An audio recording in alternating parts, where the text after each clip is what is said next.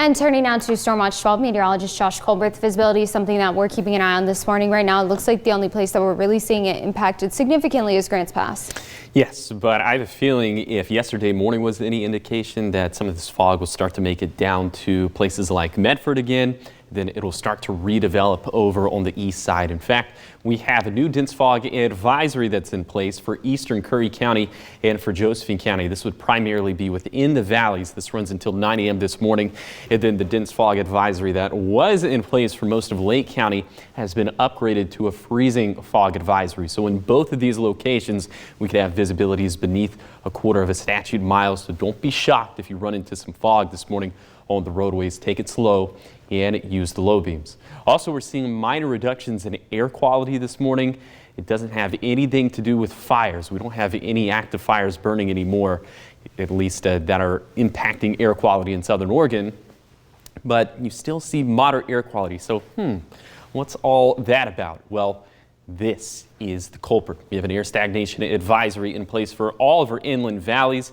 It runs until 10 in the morning on Friday. So the crash course in this is that there's poor mixing of the air. The atmosphere is really stagnant. So that means that pollutants such as smoke, if you burn, pollutants like that can accumulate within our valleys. So air quality can be reduced, like what we're seeing this morning in the Illinois Valley and parts of the Rogue Valley. So limit your outdoor burning in these gray shaded areas until 10 in the morning on Friday.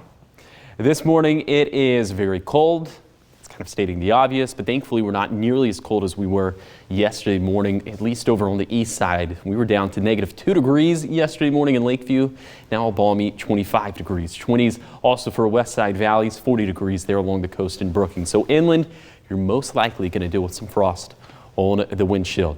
Here's your coat cast for today for the Rogue Valley. Heavy jacket, obviously, for this morning, but later in the day, probably want to trade that in for just a light jacket as temperatures, they're still going to be on the brisk side, but actually above average for this time of the year, and it'll feel very nice in the sunshine, and we're going to have a lot of it later today. It'll be a foggy start within our valleys, but then once we get into the late morning, maybe at the latest the early afternoon, that's when the fog should start to clear, and we'll have plenty of sunshine across the board. We'll have some breezy winds up in the higher terrain, specifically up towards Crater Lake. They could gust up to 30 miles per hour. That will continue overnight, and then we're going to get cold once again overnight, back to the single digits in the teens over on the east side, below freezing once again for west side valleys, and near 40 degrees there along the southern Oregon coastline. And we're expecting more fog within our inland valleys and for the Klamath Basin.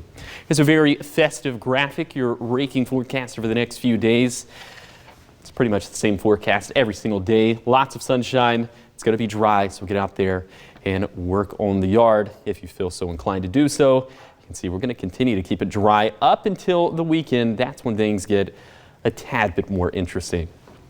Here's your 7-day forecast for the coast. A couple more days of sunshine, and then clouds start to come back into the picture starting on Thursday, but I think we keep it dry for the most part up until Sunday, and even that rain chance isn't looking super impressive, at least for the time being. Then for Siskiyou County, it also looks like we're going to have to wait till that Sunday to Monday time frame for any precip to get back into the picture.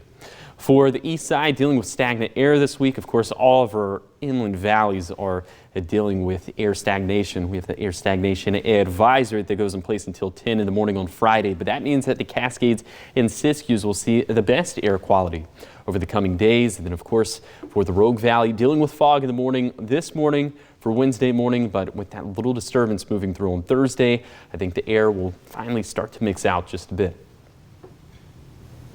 So fog-wise this morning, we're seeing it right now in Grants Pass. Where are you most concerned about, though, as we continue to move through our morning? I think eventually it's going to spread down to Medford. It's going to make that trip down the Rogue Valley. And then we have that freezing fog advisory that's in place for central and eastern Lake County. So I guess that would be the runner-up. Okay. Thank you, Josh. Of course.